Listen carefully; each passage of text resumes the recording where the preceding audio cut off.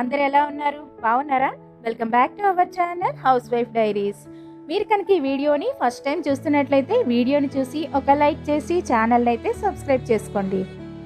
ఇక ఈరోజు మన వీడియో ఏంటంటే, మేము హైదరాబాద్ హాలిడేస్కి ఇంకా ఫ్యామిలీ అకేషన్ ఉందని చెప్పేసి వెళ్ళాం కదండి. అయితే మా వదిన నోములు అనేవి పట్టేసి ఉద్యాపన అయితే తీర్చుకుందనమాట. ఈరోజు మన వీడియోలో మా వదిన ఏమేం నోములు చేసుకుంది, దాని కథ, ఇంకా ఉద్యాపన ఎలా చేసుకుంది, వాయినం ఎవరెవరికి ఇచ్చింది, ఇంకా ఆ వాయినంకి కావాల్సిన సామాగ్రి ఏంటి అనేది ఈరోజు మీరు ఈ వీడియోలో చూసేయచ్చు. అయితే ఇక్కడ ముందు రోజునే మనకి నెక్స్ట్ డే ఏం పూజ చేసుకుంటున్నామో దానికి కావలసిన సామాగ్రి అంతా తీసుకుని అయితే వచ్చేసి సర్దేసుకుంటున్నాం అన్నమాట. అయితే వదిన 2 నోములు అయితే పట్టిందండి. ఒకటి వచ్చేసి గాజుల గౌరీ నోము, ఇంకా గడప గౌరీ నోము. ఈ నోములు అనేవి మనం ప్రతి సంవత్సరం రథసప్తమి వస్తుంది కదండి, అలా రథసప్తమి రోజు కానీ లేదా మహాశివరాత్రి రోజు కానీ పడతామన్నమాట. కొన్ని నోములు సంవత్సరాంతము మనం చేస్తూ ఉండి సంవత్సరం అయిపోయిన తర్వాత మనం ఉద్యాపన అనేది చేయాల్సి ఉంటుంది. అంటే ప్రతిరోజు మనం ఆ నోముకి సంబంధించిన కార్యక్రమం చేయాల్సి ఉంటుంది. ఇంకొన్ని నోములు ఏంటంటే మనం కథ చదువుకొని అక్షింతలు తలపైన వేసుకొని మనకి ఏ రోజైతే వీలుంటుంది అంటే మంచి రోజు చూసుకొని మనం ఆ నోముకి ఉద్యాపన అనేది చేయాల్సి ఉంటుంది అనమాట. ఈరోజు వదిన చేస్తున్న నోములు ఈ 2 రకాలన్నమాట.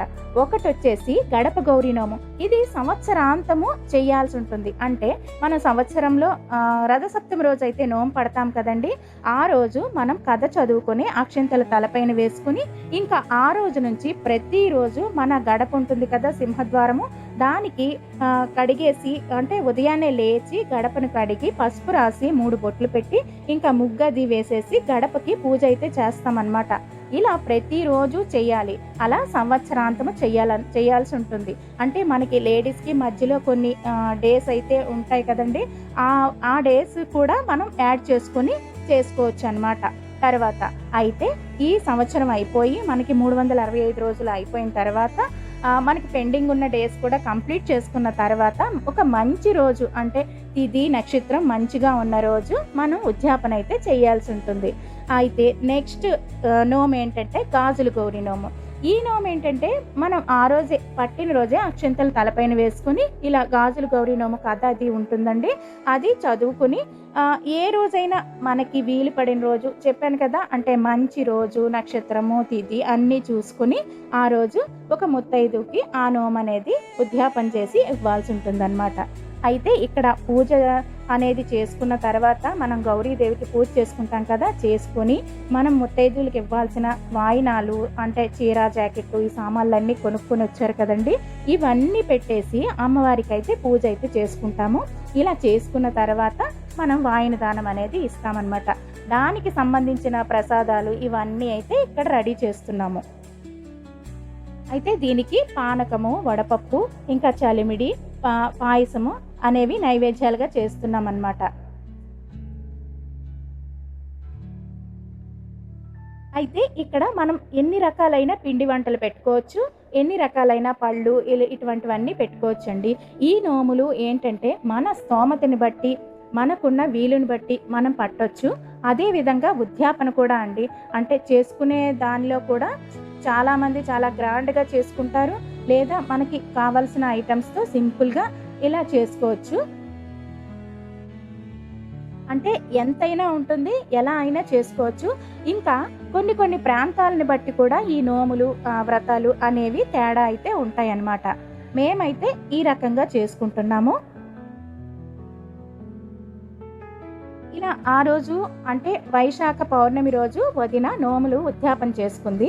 పౌర్ణమి శుక్రవారం వచ్చింది కాబట్టి అమ్మ వాళ్ళు ఎక్కువగా లలితాదేవిని కూడా ఆరాధిస్తారు. సో ఇంకా లలిత అమ్మవారి ఫోటో, అలాగే మనం గౌరీ నోములు అయితే ఇస్తున్నాం కదా, అంటే గౌరీదేవి పేరుతో నోములు ఇస్తున్నాం కాబట్టి మనం శివపార్వతుల ఫోటోని కూడా అక్కడ పెట్టేసుకొని ఇంకా అన్నీ అయితే రెడీ చేసుకుంటున్నాము.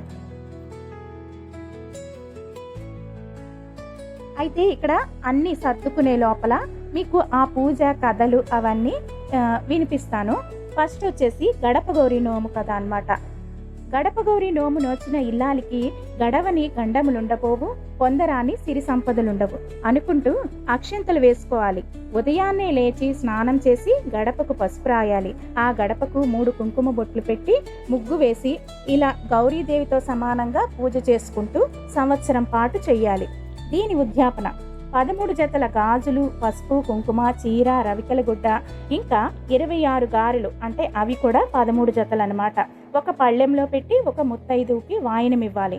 ఇలా వాయినం ఇచ్చేటప్పుడు మనకి ఇరుగు పొరుగు వారు ఎవరైనా ఉంటారు కదండి, వాళ్ళకి ఇవ్వాలి అనుకుంటే మాత్రం ముందు రోజునే వెళ్ళి మేము ఇలా నోము చేసుకుంటున్నాము, మీరు వాయినానికి రండి అని చెప్పేసి, అలాగే మనం పిండి వంటలతో భోజనం కూడా పెట్టాలండి. అలా పెడుతున్నామని చెప్పేసి వాళ్ళకి ముందు రోజునే తలస్నానం చేసుకోవటానికి కావలసిన, అంటే మన పాతకాలంలో అయితే కుంకుడుకాయలు ఇలాంటివి అయితే ఇచ్చేవారు కదా, ఇప్పుడైతే షాంపూ ప్యాకెట్లు కానీ ఇలా ఇచ్చేసి వాళ్ళకి చెప్పేసి రావాలన్నమాట. అయితే మేము పక్కింటి నుంచి అయితే కాదు కదా, ఇంట్లోనే ఉన్నాం కాబట్టి ఇంకా పూజ అంతా అయిపోయిన తర్వాత ఇంకా వాయినం అయితే తీసేసుకున్నాము. అయితే ఒక వాయినము నాకు, ఇంకా ఒక వాయినము మా ఆడపడుచు, అంటే నేను వచ్చేసి వీళ్ళింటికి ఆడపడుచుని, ఇంకో వాయినం తీసుకోబోయేది మా ఆడపడుచు అనమాట, అంటే మా పిన్ని. అయితే మా వదినికి చిన్న అత్తయ్య అవుతుంది. సో మేమిద్దరము వెళ్ళాం కాబట్టి ఇలా తీర్చేస్తుంది అనమాట, ఇద్దరికి చెరో వాయినం ఇచ్చేసి. అలాగే గాజుల గౌరి నోము కథ కూడా వినండి. పూర్వం ఒక యువతి అడవిలో ఒంటరిగా కూర్చుని దుఃఖించుచుండెను. పార్వతీ పరమేశ్వరులు ఆ చిన్నదానిని చూచి జాలిపడి, ఎందుకిలా ఏడ్చుచున్నావు, నీకొచ్చిన కష్టం ఏమిటని ప్రశ్నించారు. ఆదిదేవులారా, నా కష్టం ఏమని చెప్పెదను, నాతో మీ వలె ఆప్యాయంగా మాట్లాడిన వారెవ్వరూ లేరు. నేను పుట్టినది లగాయతు నాతో ఇంత ఆత్మీయంగా ప్రేమగా ఎవ్వరూ మాట్లాడలేదు. పుట్టింటి వారు గాని, అత్తింటి వారు గాని, ఇరుగు పొరుగు వారు గాని నన్ను చూసి చిరాకు పడటం, చిటపటలాడటం, కోపగించుకోవటం తప్ప నన్ను ఆదరించే వారే లేరు. ఇంకా నేను వారి మధ్య బతకలేక అడవుల పాలై తిరుగుతున్నానని బోరున ఏడ్చింది. ఆ మాటలకు పార్వతీదేవి ఆమెతో, నువ్వు గత జన్మలో గాజుల గౌరి నోము నోచి ఖర్చుకు వెనుకాడబోయి నోములో ముఖ్యమైన గాజులను సమకూర్చలేకపోతివి, పేరంటాళ్లకు గాజులు తొడగలేకపోతివి. అందువల్ల నువ్వు అందరి ద్వేషమునకు పాత్రురాలవైతివి. ఆ నిర్లక్ష్యం కారణంగా నువ్వీనాడు అందరి కోపమునకు గురైతివి, ఆనందమునకు దూరమైతివి. ఇప్పుడైనా నువ్వు గాజుల గౌరి నోమును భక్తి శ్రద్ధలతో నోచి పేరంటాళ్లకు గాజులు తొడిగి వారిని ఆనందపరిచినచో నువ్వు అందరి ఇష్టాన్ని పొందగలదానవు అని చెప్పింది. ఆమె మాటల ప్రకారము యువతి గాజుల గౌరి నోమును అత్యంత భక్తి శ్రద్ధలతో చేసి పేరంటాళ్లకు గాజులు తొడిగింది. అందరి ప్రేమాభిమానాలను పొంది సుఖించింది. ఇదండి గాజుల గౌరి నోము కథ అన్నమాట. ఆ రోజు మనం వ్రతం పట్టేటప్పుడు ఈ నోము కథ చదువుకొని అక్షింతలైతే తలపైన వేసుకోవాలి. అయితే ఇక్కడ నేను చిన్న చిన్న గారెలు అయితే రెడీ చేసాము. అంటే మనము 13 జతల గారెలు ఇవ్వాలి కాబట్టి కొంచెం చిన్న సైజులో చేసి అమ్మవారికి అయితే వాయినం అయితే పెట్టి పూజ అయితే స్టార్ట్ చేసామన్నమాట.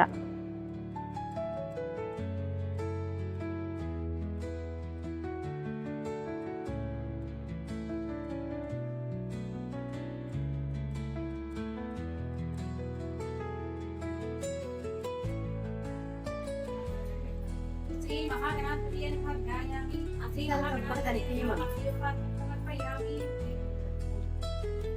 हस्ते अर्घ्यं समर्पयामि मुखे शुद्धासुर्यं समर्पयामि शुद्धोदकस्नानं समर्पयामि श्री महागणाधिपतये नमः वस्त्रयुक्तं समर्पयामि अक्षिंतम् श्री महागणाधिपतये नमः दिव्य श्रीचन्दनं समर्पयामि गन्धं श्री महागणाधिपतये नमः अक्षतान् समर्पयामि पूजयामि जगत्प्रतिष्ठायै नमः पूजयामि मूलप्रतिष्ठे नमः नामं पूजयामि अम्बिकायै नमः उदरं पूजयामि अन्नपूर्णायै नमः पूजयामि. ఇలా పూజ అంతా రెడీ చేసుకున్న తర్వాత విఘ్నేశ్వరుడి పూజ అంతా కంప్లీట్ చేసుకోవాలి.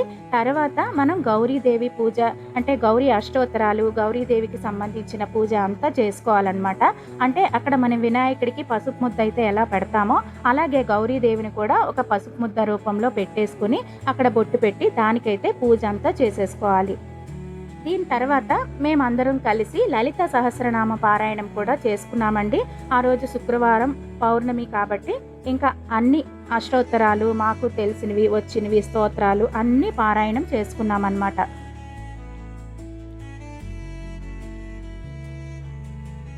అయితే ఈ పూజ మనం పంతులు గారిని ఇంటికి పిలిపించుకుని అయినా చేసుకోవచ్చు. లేదా మనం చదవటం అనే అలవాటు ఉంటుంది కదా! అలా మనం చదువుకొని కూడా మనం చేసేసుకోవచ్చు. మేమైతే పంతులు గారిని ఎవరిని పిలవలేదండి. నేనే అంతా చదువుతున్నాను. వదిన అందరూ అయితే పూజ అయితే చేస్తున్నాము.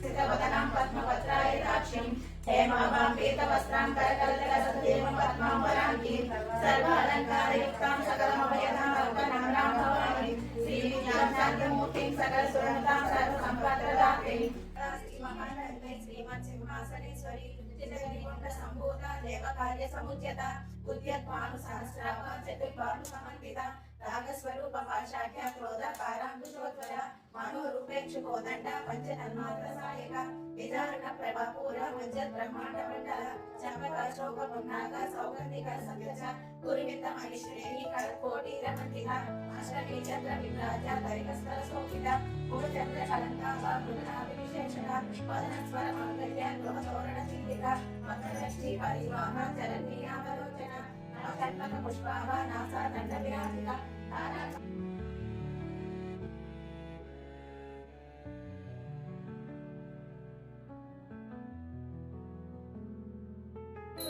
స్థిరమైన శ్రీలలిత పతి పాదాలకి జగీరాజనం పరమేశ్వరుని పుణ్య భాగ్యాలయామధ్యకు రత్న నీరాజనం బంగారు తల్లికి జనీరాజనం బంగారు హారాలు సింగారములకి స్వామికా హృదయ నీరాజనం శ్రీ గౌరి శ్రీమాత శ్రీ మహారాజి శ్రీ సింహాసనేశ్వరికి నీరాజనం కల్ప కలువై మమ్ము కాపాడు కరుణకు కనకంబు కాసులకు నీరాజనం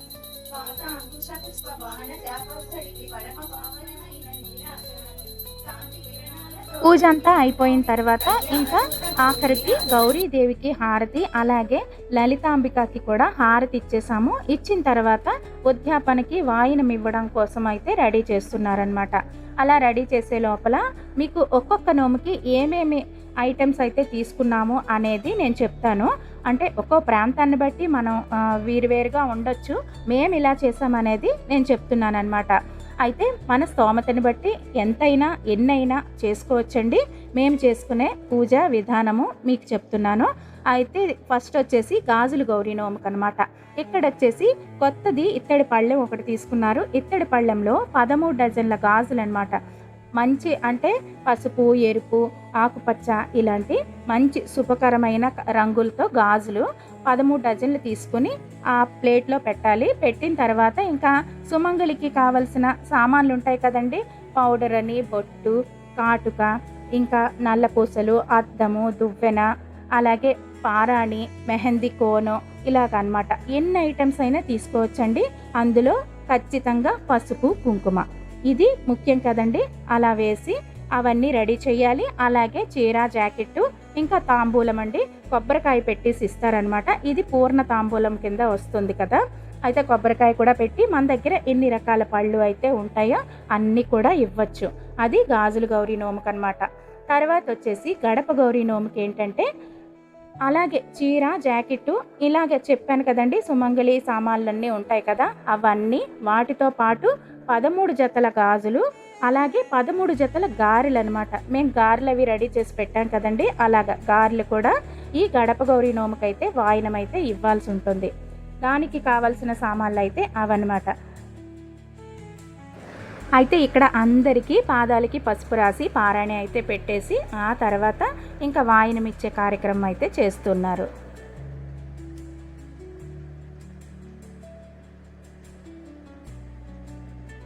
ఈ నోములు మేము అంటే ఒక 10 ఇయర్స్ బిఫోరే చేసుకున్నామండి. అంటే అమ్మ, నేను, పిన్నిలు, 2 పిన్నిలు కలిసి అప్పట్లో చేసుకున్నామన్నమాట. ఇంకా తర్వాత పెద్దగా నోములు అనేవి ఏం పట్టలేదు. ఇప్పుడు వదిన ఈ నోములు అనేవి చేస్తూ ఉంది. అయితే మేము 10 ఇయర్స్ బ్యాక్ చేసాము.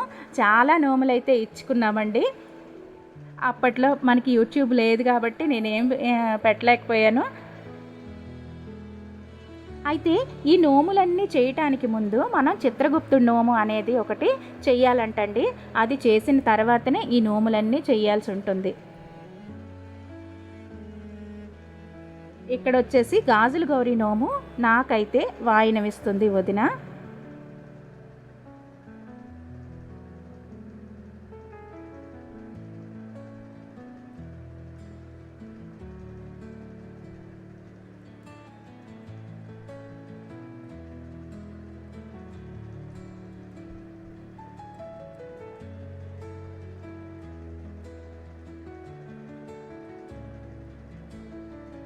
ఇలాగ అన్ని గాజులు అన్నీ ప్లేట్లో పెట్టి కొంగు మూత వేసి మన చీర కొంగు పడితే అందులో ఇస్తారనమాట. ఇచ్చిన తర్వాత మన చేతికి అక్షంతలు ఇచ్చి మన ఆశీర్వాదం తీసుకుంటారు. అంటే మనం అక్కడ గౌరీదేవితో సమానం అన్నమాట.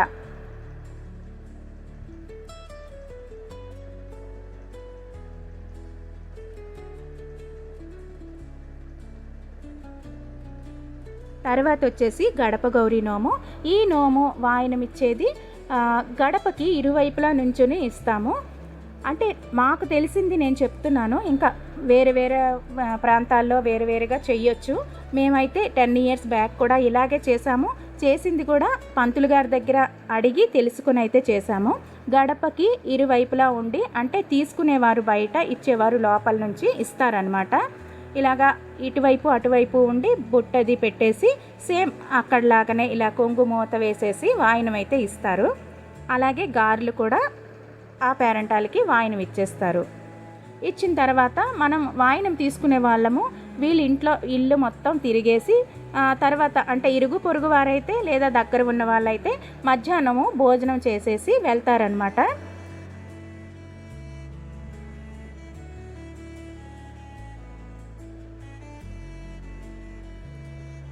అయితే ఈరోజు మన వీడియో అయితే ఇదండి. మా వదిన నోచుకున్న నోములు, ఉద్యాపన. నాకు తెలిసింది, మేం చేసింది నేను చెప్పాను. ఏమైనా తప్పులుంటే క్షమించండి. ఏమైనా డౌట్లున్నా అడగొచ్చు, లేదా మీ సలహాలు ఏమైనా ఉన్నా చెప్పొచ్చండి కామెంట్ సెక్షన్లో. ఈ వీడియో మీకు నచ్చిందా? నచ్చితే ఒక లైక్ చేసి ఛానల్ని అయితే సబ్స్క్రైబ్ చేసుకోండి. థ్యాంక్స్ ఫర్ వాచింగ్ అండి. బాయ్.